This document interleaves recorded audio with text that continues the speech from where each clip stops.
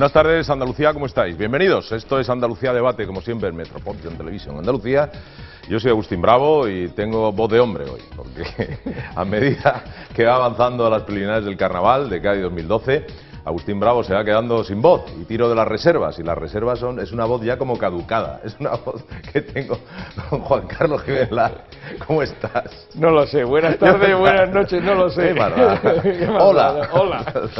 ¿Has visto el relente de Cádiz lo que tiene? Oye, increíble, Se nota, ¿eh? Pues ten cuidado que viene frío ahora. ¿Ahora viene el frío de verdad? Ahora viene frío, tanto esto nacional. Oh, macho.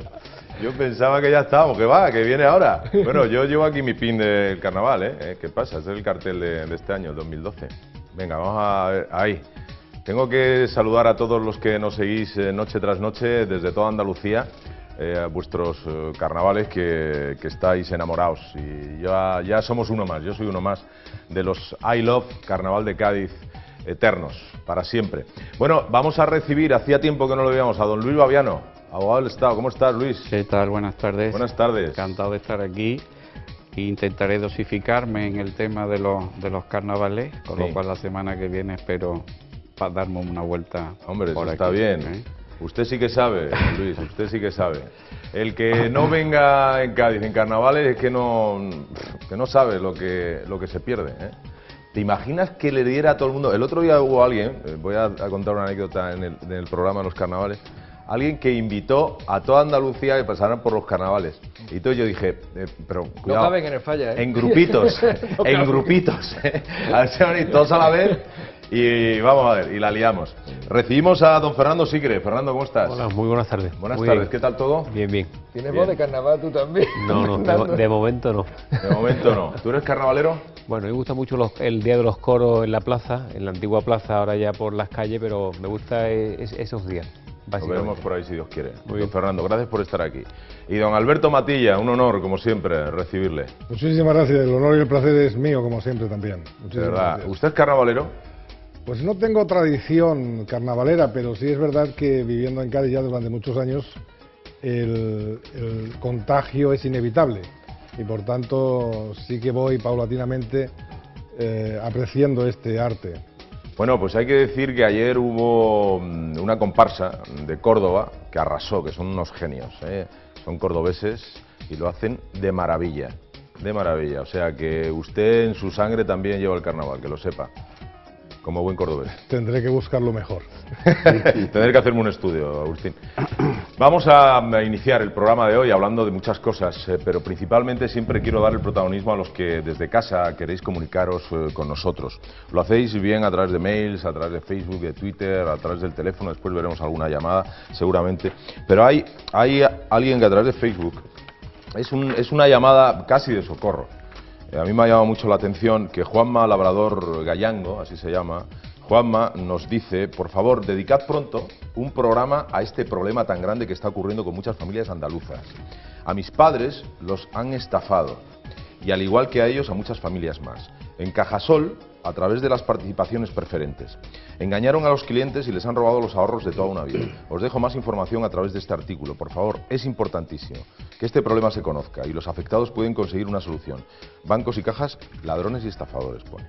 El corralito de las participaciones preferentes bloquea los ahorros de más de 65.000 andaluces. Y en un artículo en La Economía de los Consumidores, que es una página web, pues habla de este tema. Luis, ¿qué podemos decir a este amigo, a Juanma Labrador? Bueno, las participaciones preferentes es un medio que se legisló para dotar de financiación a las cajas de ahorro. Si hacemos un paralelismo entre las cajas de ahorro y los bancos suelen ser sociedades mercantiles, sociedades anónimas, que tienen capital, tienen accionistas y tienen beneficios. Las cajas de ahorros no tienen capital ni tienen beneficios. Y entonces se le ocurrió, y por tanto no se pueden financiar mediante la emisión de acciones como se pueden financiar las entidades bancarias. Entonces surgió la idea de las participaciones preferentes, que se intentó emular a esa situación que existe en los bancos. Entonces esas participaciones preferentes son como una especie de acciones, sin serlo, que da derecho a unos intereses, a unos rendimientos, y que en principio son de duración indefinida o perpetua, igual que la emisión de una acción por una entidad bancaria en principio no tiene límite temporal, pero sí tiene unos rendimientos. Y en las cajas de ahorro tampoco hay beneficios, porque lo que son beneficios en las entidades bancarias, las cajas de ahorro se destinan a la acción social. ¿Qué es lo que sucede? Pues que en principio esto era una idea que parecía buena y que sirvió en su momento para financiar a las cajas de ahorro, acercándolas un poco más a la naturaleza de los bancos. Pues con la actual crisis de las cajas de ahorro, pues claro, estamos en una situación complicada. Primero, porque al convertirse las cajas en entidades bancarias y ser absorbidas por banco o entre varias fusionarse y constituirse en un banco, la acción preferente deja de tener sentido, porque estaba indisolublemente unida a la naturaleza de la caja de ahorro. Y después también por la crisis que las propias entidades han tenido, pues esos rendimientos pues no se están pagando o va a ser complicado pagarlos. ¿Qué consejo le podemos dar a los afectados? Bueno, es un consejo que doy así a bote pronto, quizás habría que estudiar con más profundidad la materia. En principio yo entiendo que las participaciones preferentes en sí no es que sean algo malo o que de por sí mismas hayan provocado el abuso. Lo que estos señores pueden hacer es entablar, entiendo yo, reclamaciones individuales por la falta de información en el momento de suscribir esas participaciones preferentes, de la naturaleza jurídica que tenía y de los inconvenientes que tenía. Es decir, más que por la emisión de participaciones preferentes, lo que se puede hacer es reclamar contra el posible abuso que entidades bancarias hayan cometido al vender a los clientes estas participaciones preferentes sin advertirles de cuál era su real naturaleza jurídica. Y la suficiente información, ¿no? Y tenemos constancia de que esto, que es no solamente un problema de la entidad mencionada por nuestro oyente, habla de Cajasol. Lo tienen suscritos sus padres, supongo. Esto es un problema general a toda España y entonces tengo constancia de que se están desarrollando acciones judiciales con éxito, precisamente basándose en la falta de información suficiente en la suscripción de las participaciones. Entonces yo lo que le diría a este señor es que contactara con un abogado, a ser posible especialista en derecho bancario, que probablemente podrá atender su reclamación. Perfecto, pues Juan Labrador Gallango, ahí están las palabras de Luis Fabiano y bueno, si tienes alguna consulta más, no dudes en ponerte en contacto con nosotros. También por mail hemos recibido...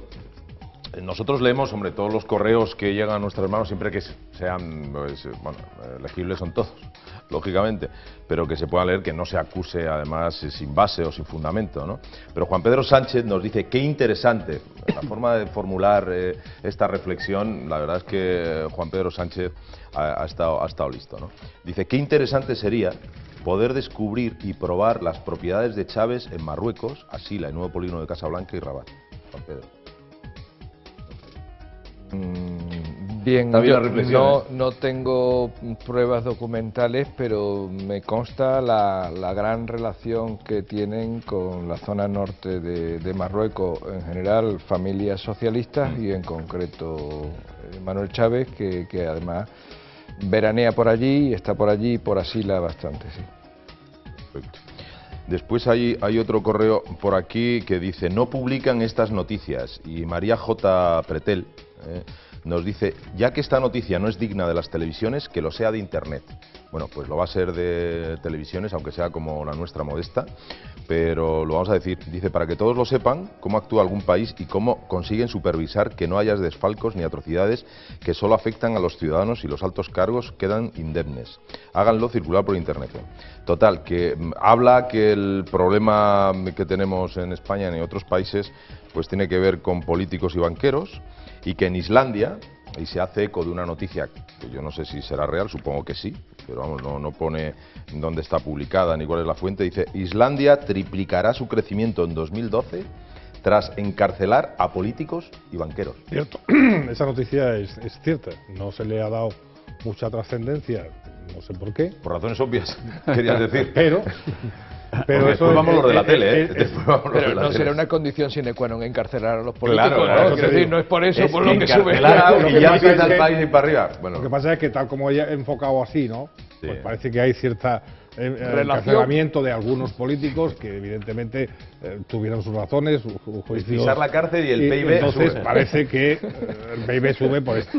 Pero en fin, bueno, oye, la interpretación es libre y cada ciudadano lo puede mirar. Pero, hombre, como... es evidente que no hay una causa-efecto en ese sentido, ¿no? Directa, Lo que sí llama la atención, y cada vez más se escuchan voces en el sentido de reclamar realmente responsabilidades a los gestores que conscientemente o de mala voluntad no han gestionado bien los fondos públicos, no han gestionado bien la administración pública. Esta misma mañana escuchaba yo a la defensora del Pueblo Nacional y también hablaba en ese sentido, sobre todo en el sentido de que si una persona ha demostrado incluso su incapacidad como gestora pública, pues sobre todo para que no pueda volver a ser elegida. Porque parece lo mínimo, ¿no? Sí. Ya que no ha llevado, claro, ya que no ha llevado a la ruina que nos llevan, pues que por lo menos no vuelvan a ser elegidos y que no volvamos a tener esa situación otra vez. Sí, digamos, el caso islandés es un caso paradigmático porque es verdad que se inició un procedimiento penal contra el presidente del gobierno porque no adoptó las medidas oportunas en el momento que era necesario. Pero es que la crisis que se plantea en Islandia era una crisis absolutamente distinta de las del resto que ha afectado fundamentalmente al continente europeo, aunque era efectivamente una crisis financiera. Y es que una gran cantidad de fondos, sobre todo de los hedge funds, estaban ubicados en Islandia. Hubo una quiebra encadenada de este tipo de fondos, pero que repercutieron fundamentalmente en dos países que eran Holanda, Inglaterra y Alemania, quiero recordar. Entonces, el problema es que ha habido una serie de bancos que tenían relaciones directas con estos fondos, que son los que han tenido que soportar esas pérdidas, teniendo en cuenta que es un país pequeño y normalmente en el derecho concursal estos problemas se dilucidan normalmente con una quita importante de la deuda, con lo cual, no estando afectados públicamente las finanzas públicas y las privadas, pero no las públicas, la cuestión era más fácil de llevar partiendo de cero desde la óptica del propio gobierno. Pero no es que porque haya metido en la cárcel a este señor esto se haya resuelto, es que el motivo del por qué entró en crisis Islandia tiene un motivo determinado que no es el mismo que lo que le ha pasado a Europa, aparte de la dimensión del país, que está hablando de un país muy pequeño, con un alto coeficiente de preparación de las personas y que eso les hace ser versátiles y poder iniciar una nueva andadura. Sí, lo han hecho. Dice que este pequeño país ártico, dice dentro de su artículo, rechazó rescatar a los bancos, los dejó caer y aplicó la justicia sobre quienes habían provocado ciertos descalabros y desmanes financieros. Sí, es que efectivamente hubo un referéndum y los ciudadanos se negaron a que fuera al rescate público de los gestores privados que hicieron mal su trabajo. Que en el fondo lo que hoy venía diciendo un poco el presidente del Banco Santander ayer, pero hoy se transmitía como que yo también soy partidario de que aquí el que haga las cosas mal que las pague. Y lo que pasa es que aquí se alude siempre al famoso riesgo sistémico y de caída escalonada de todas las entidades financieras, pero yo creo que el mercado es el que tiene que regular todas estas cosas y el que actúa mal, pues mala suerte. Este es su problema, que asuma las responsabilidades. Un problema similar tuvieron también en el Reino Unido con la crisis de Barclays, del Royal Bank of Scotland. De hecho, al anterior consejero delegado del Royal, que le habían dado un título honorífico por parte de la corona de Sir, se lo acaban de quitar. Se lo han retirado. El gobierno lo ha hecho, la reina lo ha aprobado y se lo han retirado. Y el actual consejero delegado del mismo banco acaba de renunciar también a un bono de 1,5 millones de libras que tenía, ¿no? Y yo recuerdo en los peores momentos de la crisis bancaria en el Reino Unido, asaltos por parte de la población a entidades bancarias, roturas de cristales y muestras de una gran frustración, ¿no? Es decir, que todas estas medidas que analizamos en el anterior programa que yo estuve aquí, que estábamos viendo que el PP estaba intentando introducir en el Código Penal algunas nuevas figuras delictivas para castigar estos hechos, yo creo que es totalmente justo y una demanda social sin paliativos, ¿no? En lugar de duda, a los ciudadanos nos produce impotencia y nos produce frustración todos los episodios que han venido ocurriendo donde entidades financieras han sido rescatadas con fondos públicos y muchos de sus directivos se han ido con pensiones muy millonarias. Entonces, esto ofende, dado que, bueno, como veremos luego, la situación del país no está para esto, ¿no? Y además, me parece también de justicia el que se le ponga coto o responsabilidad, algún tipo de responsabilidad, a aquel responsable público que, aunque haya sido, lógicamente, se ha iniciado, ¿no? elegido, Se ha iniciado, de hecho, el nuevo gobierno va en esa línea, ¿no? Y tiene que hacer porque desde luego, el porque agravio, es de sentido común, el agravio que se hace con la población, la situación que estamos... Hombre, no llegaremos nunca a Islandia, no haremos un referéndum, porque también en Suiza hacen referéndums para ver si las vacas llevan... No, pero el caso, cencerro, ¿no? el caso, si extrapolamos un poco lo que ha pasado en Islandia y lo extrapolamos aquí a nuestro país, a España, aquí hay una cuestión que sería importante al menos de debatir.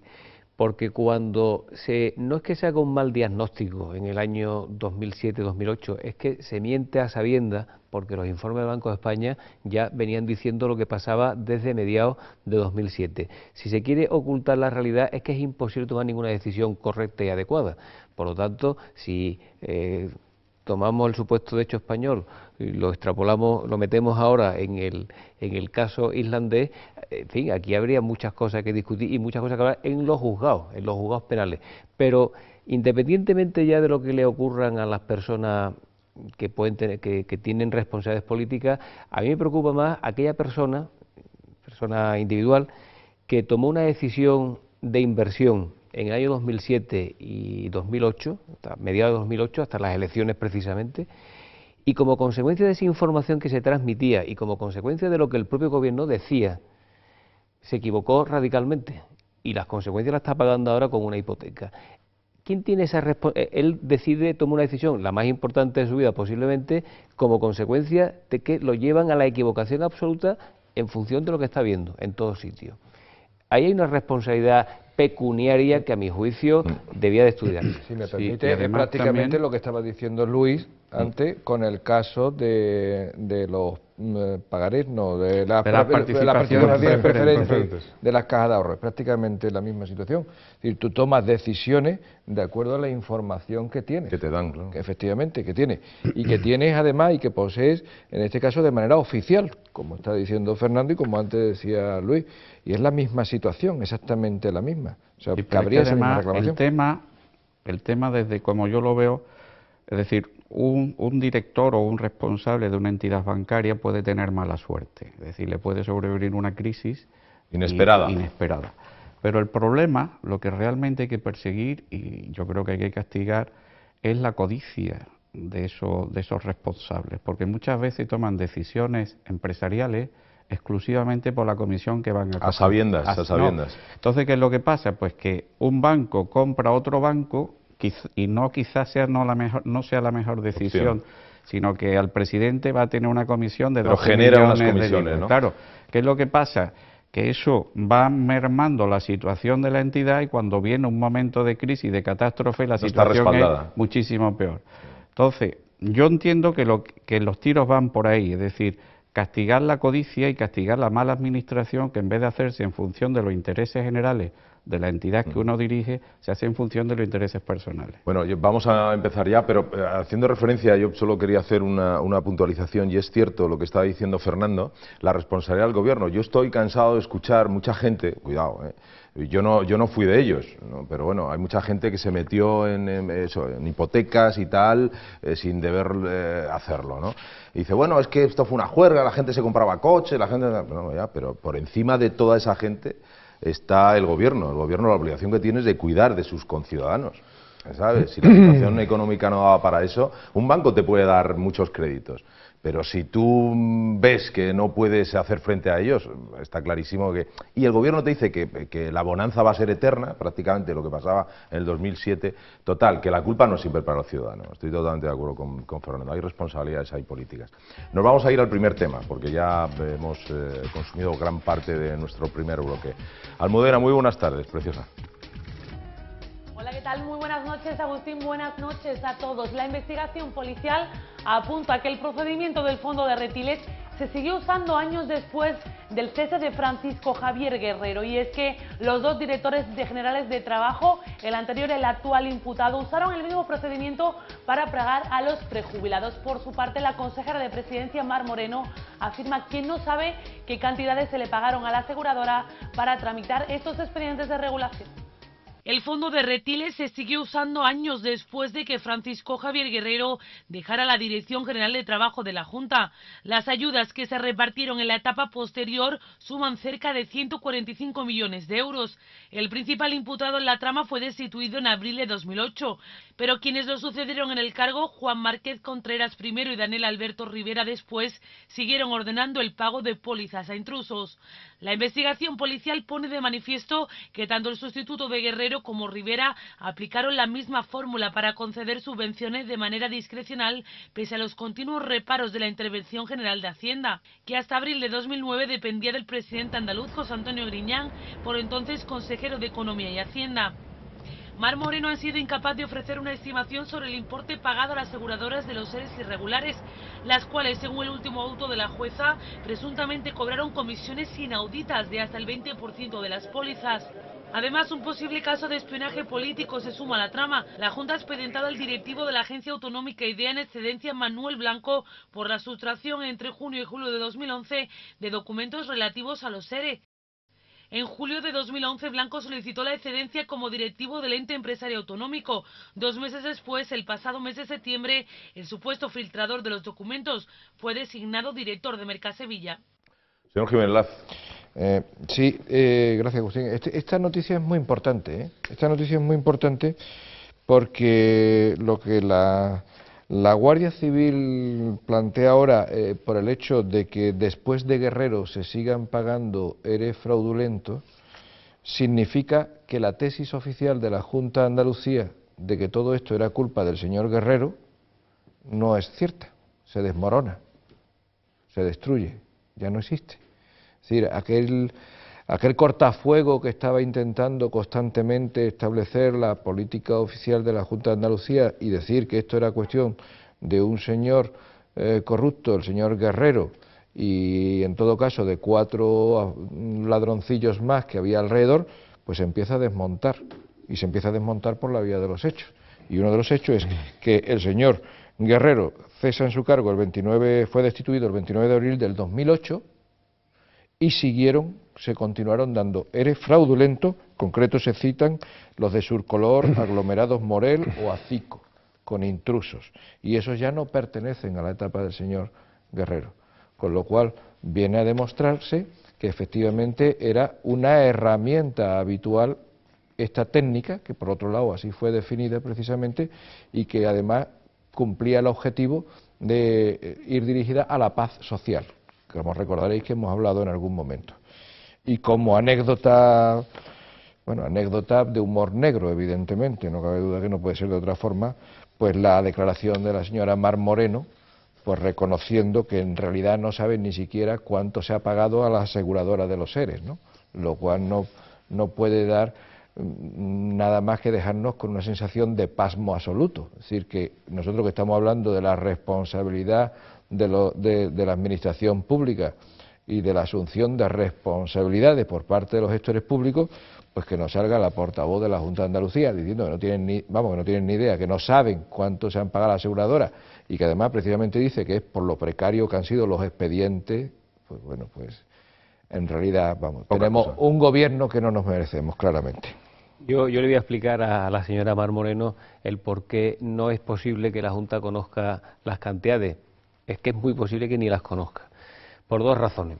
Una, porque precisamente la creación del fondo, la famosa partida presupuestaria 31L, lo que hacían era desviar los posibles controles de la intervención general, con lo cual había una situación de desconcierto. Pero es que eso le unimos ahora la otra numeración nueva que aparece en el sumario, que es el epígrafe 14 de la contabilidad de la Junta. Y ese epígrafe 14 lo que hacía era desviar la información contable ordinaria que computa los ingresos y gastos y los devengos correspondientes en una contabilidad pública ordinaria, con lo cual es que es imposible que lo sepan, lo cual ya es sumamente grave, porque además del desconcierto que hay de que el dinero se ha dilapidado, es que no lo han podido controlar porque habían creado los mecanismos para no controlarlo y por lo tanto no pueden conocer la información.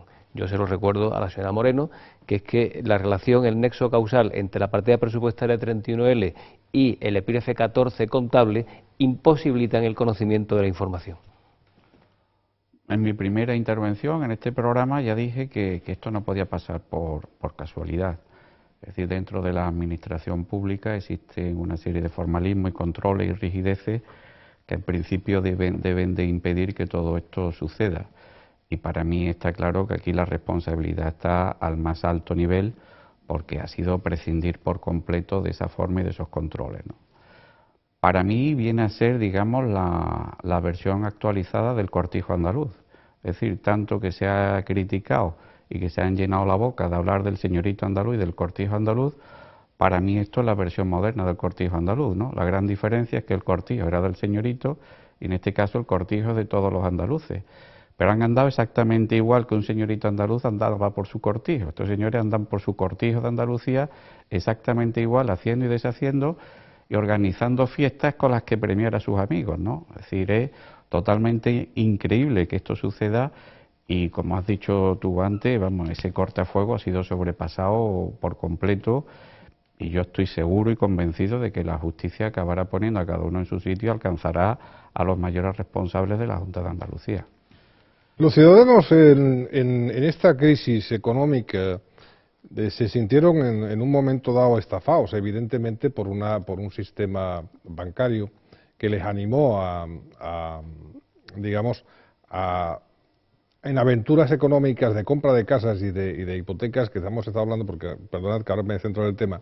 Sí, a mí me habías despistado, sí, Alberto, pero te lo confieso. Te lo digo esto porque, bueno, por bien poco, porque los ciudadanos salen de ahí un poco defraudados, ¿no? Diciendo, bueno, al final la culpa parece que la tenemos nosotros, que hemos gastado mucho y hemos ido de más.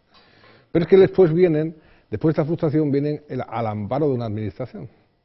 Porque claro, si la crisis me ha llevado aquí, voy a quien me ampara, a quien tengo la sensación y tienen el derecho y la obligación la administración de amparar a los ciudadanos con políticas sociales, con políticas, digamos, de choque. Claro. Pero ahora resulta que me estoy dando cuenta, la ciudadanía se está dando cuenta que tienen la impresión... No solo no me han ayudado... No solamente no me han ayudado, sino que me están mangando por los dos sitios y a cuatro bandas. Va a ser eso, sí, va a ser eso. Y yo creo que más bien va a ser eso. Por tanto, esto lo único que causa es sonrojez, vergüenza, indignación, frustración cuidado, sobre todo. Porque no hay ni fuerza para quejarse. Cuidado, claro, y lo estoy diciendo, claro, y sé lo que estoy diciendo. Claro. Estamos en una situación ahora mismo que moralmente estamos muy deprimidos. O sea, la población en general, la activa, los que no tienen trabajo, los padres de familia e incluso los niños. Y entonces yo creo que estamos en un estado de indefensión que hace todavía más grave lo que estamos averiguando. Que al final yo creo que puede pagar el sistema, que es la falta de fe y de confianza en las instituciones. Yo creo que la versión contemporánea del término decimonónico, señorito, se traduce hoy día en el término sociolistos, que hay muchos, y que conste que hay muchos socialistas honestos, honrados y magníficas personas. Pero ese querer no poder del ser ha hecho que haya muchos socialistas y que quieren ocupar el espacio que en su día ocuparon antaño los señoritos andaluces, con cortijo o sin cortijo. En esto el cortijo es la Junta de Andalucía y toda Andalucía, y claro, así nos va a los andaluces. Bueno, vamos a hacer la primera pausa, si os parece, y regresamos de inmediato. Esto no ha hecho más que empezar, nos queda todavía una hora de programa, no os mováis. Bueno, sí.